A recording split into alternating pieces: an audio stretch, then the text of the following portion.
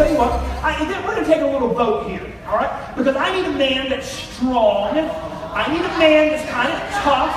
And so, if you think one of your men sponsors is strong and tough, I want you to just kind of point to them. Now, men, we're not going to have an arm wrestling competition to find out who's the strongest. I tell you what, now we've got to have a little match going on here. And then Ryan's pointing that way. I tell you what, Ryan, come on up here. Ryan, yeah, I'm going to use it.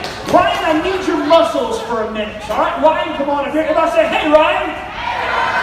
Now, in a moment, Ryan is going to lock me into something. All right. Now, this right here, these are not handcuffs. Because if these were handcuffs, you'd have to have like the world's smallest hands. These are not handcuffs. These are thumb cuffs. And in a moment, he's going to lock me into these thumb cuffs, and I'm going to try to get out. Now, there's only two ways out of the thumb cuffs. One is, once these are locked, and there's a click. It goes click, click, click each time it goes down. There are two ways out. One is that little hole right there. That's where the key goes. Okay? And you turn the key, and these come undone. So one way you can get out is you can have the key. The other way that these open is they go all the way through. Now, if that happens and your thumbs are in there, that's called a bad thing. That's a bad thing. Okay, but two ways you can get these open. Now, I'm going to let Ryan examine them because I want you to convince them, show them there are no secret releases. There's no little trick gadgets, nothing like that. That those are real thumb cuffs, and they're not coming open unless you have the key. All right? And in a moment, I'm going to let him lock me in there. I'm going to let him lock me in as hard as he can push. I'm going to let him push down on my thumbs. Now, you're going to push so hard, Ryan, okay? You're probably going to give me a ring around the thumb, and you're probably going to bruise me just a little bit, and that's okay. The only thing I ask is, once my thumb got caught in the gear there, a big old man pushed down, and it pinched my skin, and I screamed like a 6th grade girl. Now, if I do that, okay, stop pushing, okay? Stop pushing, all right? So I'm going to let you lock me in these. Now, the reason I'm doing this, here's the reason why. There are people in your life, and they're a prisoner of sin. You know, if you've done one bad thing, the Bible says you're a prisoner of sin. In other words, sin's got a hold of you, and it's not letting go. And the only way to be set free is through Jesus Christ. Now, that's a truth you know. The question is it a truth you're willing to share? All right, here we go. All right, Ryan, go ahead. Push down as hard as you want to. I'm kind of bracing myself here. All right. Okay, you got a couple of clicks on that one. Okay. You can probably, if you try again. Oh, okay, that's good. Okay, wow. You got me good on my right thumb right there. Oh, I thought, did you hear that extra little click there? Okay, now, take a look at my thumbs. Now, I'm guessing that my thumbs are starting to change color, especially this one over here. Because I can feel my heartbeat in that thumb right there. And it's starting to go numb too. He got a really good push on that, got an extra little click. The reason they're changing colors is because he's cut off my circulation. You see that right there? Okay, now this is what we're going to do. I'm going to take this hanky, all right, and I want you to cover my hands. Yeah, just cover my hands up. If you think if you want to try to make them tighter, you can. You got me really good on that one. Now, here's the thing. In case I can't get out, I want you to hang on to the keys. Just in case I can't get out. Because you see, I've been out already. Now you say, well, was it tight enough? Did you just slide your thumb out? Well, take a look. You see that little wrinkle right there? You see what you did to my thumb right there? I've got a whole new wrinkle on my right thumb where he squished it down. Well, you say, well, okay, I thought you said there were only two ways out. Yeah, there's only two ways to get these open. But there's a man that I met one day, and he knows how to escape from these. And he showed me the way out. And you have friends and family, and they are prisoners of sin because they've never given their life to Jesus. They might believe here, but they're not saved. And you can be the one to show them the way out. All right, give Ryan a hand. Ryan, thanks for helping me.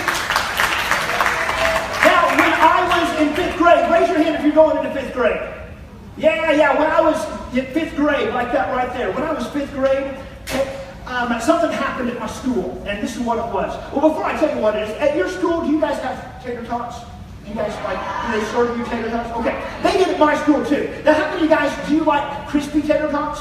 Y'all like crispy? Oh yeah, he's like, oh yeah. Okay, how many of y'all like soggy tater tots? You know, the type you can give them a little squeeze, get a couple of drops out of them. Okay, yeah, Sam's like, no, I don't like that. I don't like those either. Okay, now crispy are good, soggy, you know, I don't really care for those. My school, we had tater tots unlike any tater tot I've ever seen. I have never seen tater tots to this day like the tater tots they served at my school. Because you could get a tater tot and they'd put them on your tray. And in fact, we had this one lady, and our cafeteria ladies, they would always ask you if you wanted the food. And so they'd be like, and this one, she was from Europe, and she was like, would you like some tater tots? And you'd say yes or no. And she always acted disappointed if you said no. She'd be like, I like no tater tots. If you wanted tater tots, it was like she was excited. I like tater tots. She'd give it to you. And so I always got the tater tots, even though I didn't like them. And the reason I got them is because my thought was, if I eat everything else on my tray and I'm still hungry, I might gnaw on one. And I say gnaw on one because that's what you do. You take a tater tot, you put it in your mouth, and you start chewing. Then you go to the playground, and you're still chewing. It's still in your mouth.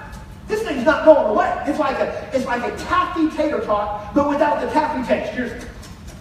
You'd go back to class, and you would still be chewing on that tater tot. You're walking home from school, you're digging it out of your teeth. It was like chewing on a car tire. That's what it was like. A car tire flavored tater tot is what it was. And I didn't like those tater tots at all. And so one day, our class had gotten in trouble, and so we weren't supposed to be talking. We had to whisper. But we went through the line, and she said, would you like some tater tots? And I said, yes. And she said, I like tater tots. She put them on my tray. I got the other food, and I sat down, and I was eating, and I ate everything on my plate except for the tater tots.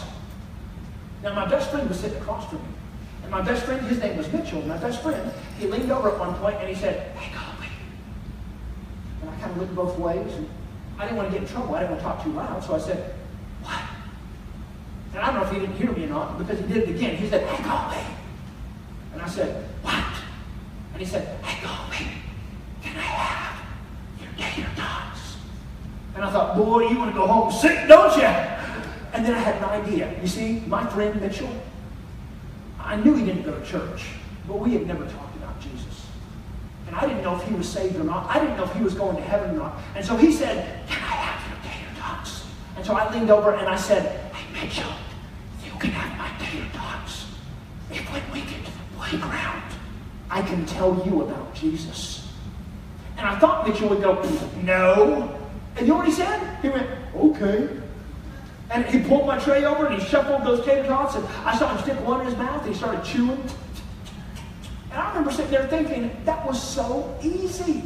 I mean, I'd heard adults in our church talk about how hard it was, and I remember thinking, wow, that was so easy. And so when I got to the playground, now I'd been there for a while because he had tater tots. But when he finally got there too, he came up to me, and the first thing he said was, you were going to tell me about some guy named Jesus. And I said, yeah. And before I could say anything else, he said, is he a new kid at school? And I said, no, Mitchell. I said, Jesus, in the Bible. And he said, what about him? Now, guys, I didn't know what to say.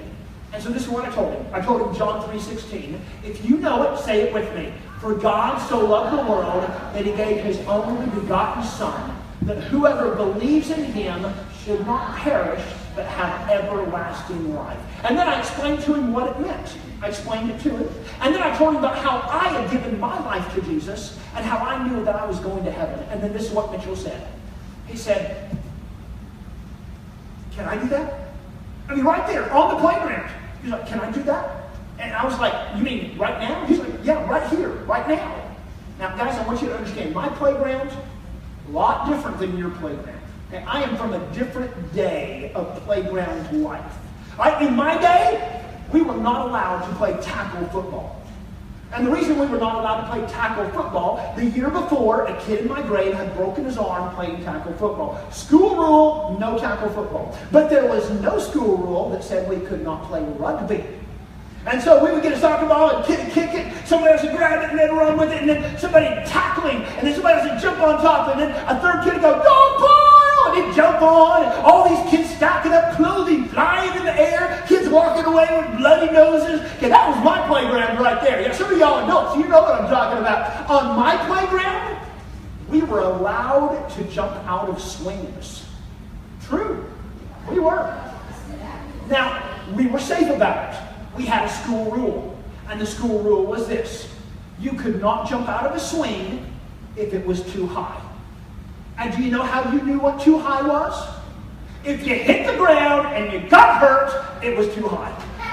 So in other words, you get hurt, you get in trouble. So all the time kids are jumping out of the swing, oh! Land on the ground, and you're like, I'm okay, I'll be fine. on our playground, we would play with the merry-go-rounds.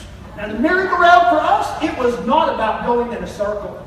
We would get that thing going so fast, it would look like it was going both ways at the same time.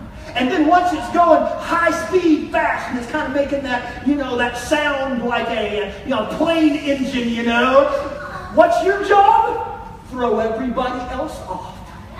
Yeah, last one on the merry-go-round, and so kids are getting thrown off. You're hanging on for dear life. You've got claw marks from that one person that just got shot off, and then it's just you and the skinny kid. And the skinny kid's holding on, and his body's out, and his cheeks are because it's going so fast. He's sticking straight out, and what are you doing?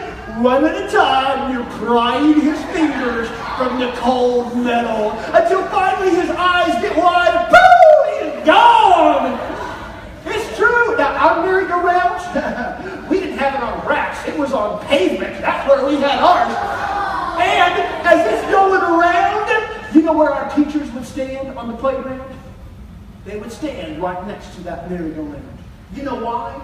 Because when a kid would come flying off and they'd land, and they would roll right up to a teacher's feet, you know what she'd do? This is true. They'd laugh. Then look down and laugh. It's true. Now that was my playground. Okay, way different. Now picture this. In the middle of all of this chaos, Mitchell looks at me and he says, "Can I do that? I mean, right here, right now." And Mitchell and I, we knelt down on the playground in the middle of all this stuff going on. And guys, we bowed our heads. And my friend Mitchell, he prayed and he gave his life to Jesus. And when I was going home that day, I was so excited because my friend was going to heaven. I was so excited. But nobody at my church that I can ever remember told me that God could use a fifth grader. And guys, I don't know if anyone's ever looked at you and said, "Hey, you know what? 9, 10, 11, 12 years old, it doesn't stop God from using you." And you can be the person to take God's truth to someone else.